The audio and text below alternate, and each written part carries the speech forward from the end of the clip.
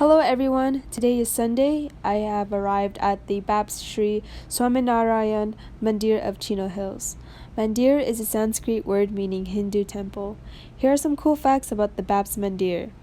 Completed in 2012, the Baps Temple became the first earthquake-proof mandir in the world because of its location in the San Bernardino County, which is famed for its frequent earthquakes.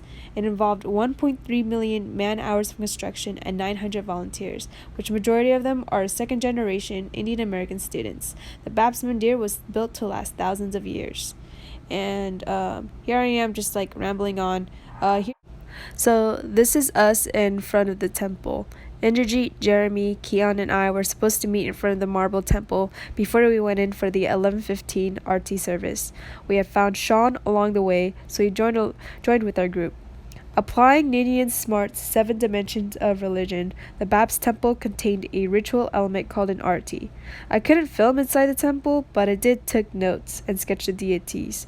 Inside the temple, the men and women were separated, placing the men in front of the idols of deities and the women behind the rows of men. A traditional Hindu song was sung during the ritual, and a woman holding a silver mirrored arti plate with 3 candles went around each individual to bless or purify them. Donations were not expected but encouraged.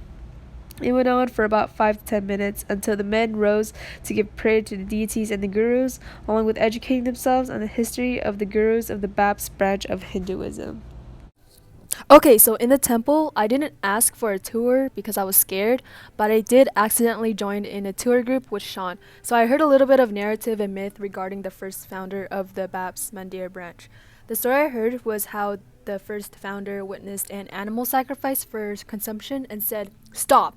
This is murder." And then the people were like, "Yeah, that is true." And that is how vegetarianism boomed in the Baps branch of Hinduism. On the other hand, we interviewed the spiritual head of the temple. It started with Keon asking who was the 4th spiritual guru, and the man told Keon, No. You need to know everything from its spiritual history in order to know the 4th successor. So he was going off about the beliefs and doctrines of the Baps branch. I mean, the man really went off. I really wished I recorded his reaction when talking about Hinduism. You can tell he had a liberating experience with his faith.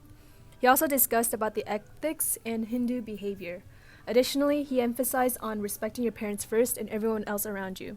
He reminded us not to spread rumors or evil onto other people, as we are all seen as a godly Atman. Most importantly, our Atman are ultimately our Brahmin souls. Our physical bodies are hosted by our Atman, and that we need to take care of our body that is linked with God. Hello, what's up? It's Amy. This is Sean. And we are Mount Sac students. I'm going to interview him on his wisdom of Hinduism. She needs filler footage. I need filler footage. Tell me, Sean. Yes. What does this represent? It's actually right here on the card they gave us. That Zoom it up. tobacco and alcohol are injurious to health. And just in case one sentence wasn't enough for you to understand that tobacco and alcohol are injurious to health, there's a 55-page book about how tobacco is injurious to health. Check it back. Check You it got that out. book? It's free.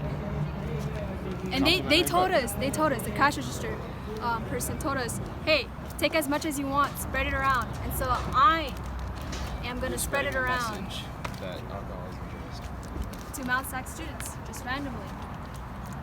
Anywho's, do you know what this bell represents? I do not. You tell me.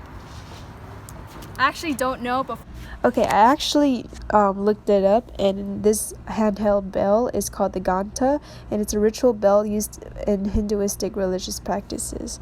So it has a really high-pitched sound when it's rung, and the purpose of it is to disengage the mind from ongoing thoughts, thus making the mind more receptive, and therefore focusing on the deity more. It's over. Okay, never mind.